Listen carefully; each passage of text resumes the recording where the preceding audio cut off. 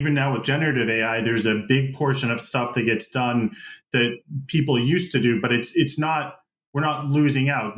They're meant for two different things, right? AI is really good at processing data, especially when you're talking about like machine models, number crunching, things that our brain can't do as fast. And we're good at adding the human element, the context, the different perspectives. And they're supposed to work together, but there is that fear that as more and more technology comes out, we won't need us anymore. We'll be in a situation where we're not there.